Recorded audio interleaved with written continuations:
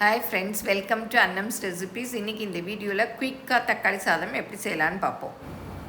நீங்களும் சுவையாக சமைக்கணுமா? எங்கள் மசாலா பொடிகளை யூஸ் பண்ணி பாருங்கள். அதெல்லாம் வாங்கணுன்னா ஸ்க்ரீனில் வர்ற வெப்சைட்டுக்கும் வாட்ஸ்அப் நம்பருக்கும் போய் ஆர்டர் பண்ணிங்கன்னா நீங்கள் வேணுங்கிறத வாங்கிக்கலாம். இந்த வீடியோவில் தக்காளி சாதம் சூப்பராக சிம்பிளாக டக்குன்னு எப்படி செய்யலான்னு பார்ப்போம் வாங்க. தக்காளி சாதத்துக்கு தேவையான பொருள் என்னென்னு பார்த்துடலாம். மீடியம் சைஸ் தக்காளி 2 இந்த மாதிரி லேஸாக நறுக்கி வச்சுருக்கேன், அப்போ தான் நல்லா வதங்கும். அப்புறம் மீடியம் சைஸ் வெங்காயம் அதுவும் 2 எடுத்து வச்சுருக்கேன். அப்புறம் பச்சை மிளகாய் 3 அதையும் கீறிட்டு இந்த மாதிரி கட் பண்ணி வச்சுருக்கேன். அப்புறம் கலருக்கு காஷ்மீரி மிளகாப்பொடி 1/2 ஸ்பூன். ஏன்னா நீங்கள் பச்சை மிளகாய் காரம் அதை பார்த்து போட்டுக்கோங்க. ஏன்னா லஞ்ச் பாக்ஸ் ரெசிபீஸ் பிள்ளைங்க சாப்பிடணும். அதனால உங்களுக்கு எவ்வளோ காரம் தேவையோ அதை பார்த்து போட்டுக்கோங்க. அப்புறம் தேவையான அளவு உப்பு, இஞ்சி பூண்டு பேஸ்ட்டு, அப்புறம் பட்டை, இந்த பட்டை இலை, அவ்வளோதான்.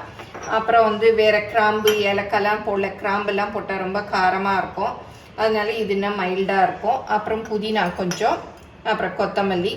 அரிசி நான் இன்றைக்கி சீரக சம்பா அரிசி தான் எடுத்து கழுவிட்டு ஊற வச்சுருக்கேன். நம்ம ஃபஸ்ட்டே ஊற வச்சுட்டு இந்த மாதிரி காய்கள் எல்லாம் கட் பண்ணோம்னா டக்குன்னு செஞ்சிடலாம். ஏன்னா காலை நேரத்தில் நமக்கு டைமையும் கனெக்ட் பண்ணிக்கணும். இதை ஃபஸ்ட்டு அரிசி எடுத்து ஊற வச்சுட்டு காய்கள் எல்லாம் கட் பண்ணி இதெல்லாம் ரெடி பண்ணி வச்சுக்கிட்டிங்கன்னா டக்குன்னு தக்காளி சாதம் தாளித்து விட்டுறலாம். இஞ்சி பூண்டு பேஸ்டெல்லாம் நம்ம சண்டே நேரம் கிடைக்கிறச்சு இந்த மாதிரி அரைச்சி எடுத்து வச்சுக்கிட்டோன்னா அதுவும் ரெடியாக இருக்கும். தண்ணியும் எடுத்து வச்சாச்சு. இப்போ எப்படி செய்யலான்னு பார்ப்போம். இதுக்கு ஆனியன் ரைத்தா தான் பண்ணியிருக்கேன். நம்ம தக்காளி சாதத்துக்கு வெங்காயம் கட் பண்ணுவோம் இல்லையா, அப்போவே கொஞ்சம் கட் பண்ணிவிட்டு கொஞ்சம் கொத்தமல்லி, பச்சை மிளகாய் இதெல்லாம் எடுக்கிறதுக்கு முன்னாடியே போட்டு மிக்ஸ் பண்ணிவிட்டேன். அப்புறம் தான் சரி இதையும் உங்களுக்கு காமிச்சிடலான்னு தயிரும் ஊற்றிட்டேன். வேணுங்கிற அளவு ஊற்றிக்கங்க, ஊற்றி மிக்ஸ் பண்ணிக்கலாம். தக்காளி சாதம் நம்ம குக்கர்லேயே செஞ்சிடலாம். 2 டேபிள் ஸ்பூன் அளவுக்கு எண்ணெய் ஊற்றிக்கலாம். அப்புறம் 2 டீஸ்பூன் நெய் ஊற்றிக்கலாம். நெய் வேணும்னா ஊற்றிக்கங்க, இல்லாட்டா வெறும் எண்ணெய் மாத்திரம் ஊற்றியும் செய்யலாம். இதில் பிரியாணி இலை, பட்டை போட்டுக்கலாம்.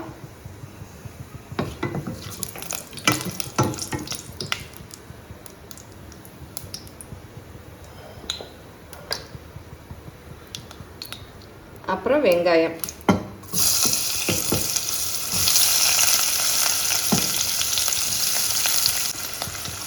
பச்சை மிளகாயும் போட்டுக்கலாம். நல்லா வதக்கி விட்டுக்கலாம்.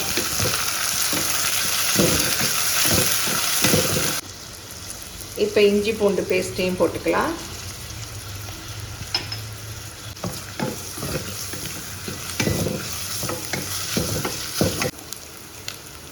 வெங்காயம் நல்லா வதங்கிடுச்சு. தக்காளியும் போட்டுக்கலாம். இப்போ உப்பையும் போட்டுக்கலாம்.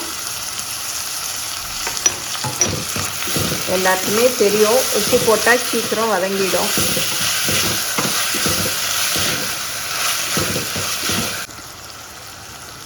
இப்போ இந்த காஷ்மீரி மிளகாப்பொடியும் போட்டுக்கலாம். கொஞ்சமாக தான் போடுறேன். நீங்கள் மிளகாப்பொடி போடுறதா இருந்தால் பச்சை மிளகாயை பார்த்து போட்டுக்கோங்க.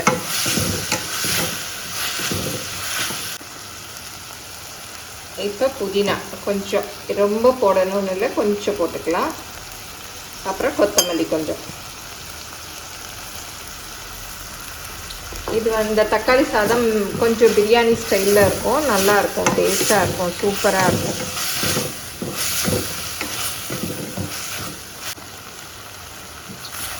சில நாள் காய்களெல்லாம் சரியாக இருக்காது.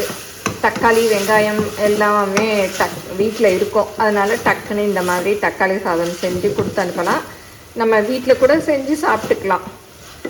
ஏன்னா மழை பெஞ்ச சில சமயம் காய்கள் வாங்க போக முடியாது. நம்ம வீட்டில் இருக்க இந்த தக்காளி வெங்காயத்தை வச்சு ஒரு நல்லா ஈஸியான பிரியாணி போட்டு சாப்பிட்லாம். ரொம்ப டேஸ்டியாக இருக்கும். தக்காளி நல்லா வதங்கணும், அப்போ தான் இந்த தக்காளி சாதம் நல்லாயிருக்கும். இல்லாட்டி பசங்க லஞ்ச் பாக்ஸ் வேறு கொடுத்து அனுப்புகிறோம் இல்லையா, வதங்காமல் அப்படியே இருந்ததுன்னா அவ்வளோ டேஸ்ட் அவ்வளோ நல்லா இருக்காது. அதனால் நல்லா வதக்கிக்கங்க. அதுக்கு தான் நான் நைஸாக கட் பண்ண சொன்னேன். பாருங்கள், ஓரளவுக்கு 3/4 மசிஞ்சிருச்சு. இன்னும் கொஞ்சம் மசிஞ்சால் போதும். இப்போ தக்காளி நல்லா மசிஞ்சிருச்சு.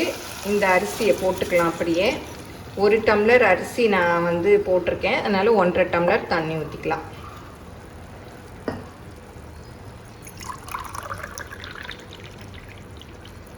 ஒன்று, ஏன்னா நல்லா அரை மணி நேரம் வேறு ஊறிடுச்சு, அதனால் சீக்கிரம் வெந்துடும்.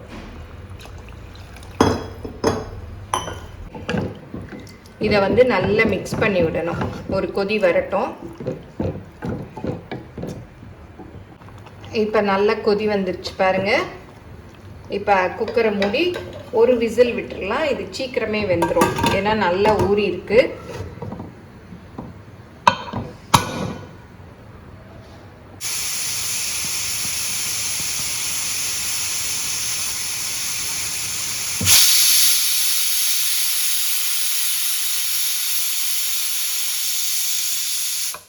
ஒரு விசில் வந்துருச்சு, அடுப்பை ஆஃப் பண்ணிடலாம்.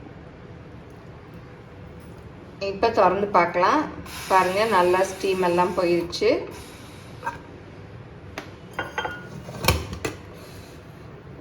சூப்பராக வெந்துருச்சு. நல்லா வெந்திருக்கு பாருங்கள். இன்னும் நல்லா கலர்ஃபுல்லாக வேணும்னா பச்சை மிளகாயை போடாமல் நீங்கள் வந்து காஷ்மீரி மிளகா அப்படி மாத்திரம் கூட போட்டுக்கிட்டிங்கன்னா ரெட் கலராக இருக்கும். நீங்களும் சுவையாக சமைக்கணுமா? எங்கள் மசாலா பொடிகளை யூஸ் பண்ணி பாருங்கள். அதெல்லாம் வாங்கணுன்னா ஸ்க்ரீனில் வர்ற வெப்சைட்டுக்கும் வாட்ஸ்அப் நம்பருக்கும் போய் ஆர்டர் பண்ணிங்கன்னா நீங்கள் வேணுங்கிறத வாங்கிக்கலாம். பாருங்கள், கொஞ்சம் கூட அடி பிடிக்கலை, குழஞ்சும் போகலை, நல்லா இருக்குது. பச்சை மிளகாய் எல்லாம் எடுத்து வெளியில் போட்டுட்டு கூட லஞ்ச் பாக்ஸுக்கு பேக் பண்ணலாம். ஏன்னா சின்ன பசங்க அப்படி சாப்பிட்டா ரொம்ப காரமாக இருக்கும். பெரியவங்கன்னா அப்படியே கொடுத்து அனுப்புங்க. சின்ன பசங்கன்னா எடுத்துகிட்டு பேக் பண்ணலாம். இந்த பட்டை, பிரிஞ்சி இலை, பச்சை மிளகாயெல்லாம் எடுத்துகிட்டு பேக் பண்ணி கொடுக்கலாம். இப்போ தக்காளி சாதம் பாருங்கள், சூப்பராக ரெடி ஆயிடுச்சு. எல்லாமே வீட்டில் இருக்கக்கூடிய பொருட்கள் தான். நம்ம வீட்டில் எதுவுமே காய்கறிகள் இல்லைன்னா தக்காளி, வெங்காயம், பச்சை மிளகாய் எல்லாமே வீட்டில் இருக்கும். அதெல்லாம் வச்சு நம்ம ஒரு சூப்பரான லஞ்சை ரெடி பண்ணிடலாம். அதுக்கு வந்து ஆனியன் ரைத்தா வச்சுருக்கேன். நீங்கள் என்ன ரைத்தா வேணும்னாலும் வச்சுக்கலாம். இதை எல்லோரும் செஞ்சு பாருங்கள். எப்படி வந்ததுன்னு உங்கள் கமெண்ட்ஸை சொல்லுங்கள். பிடிச்சிருந்தால் லைக் பண்ணுங்கள்.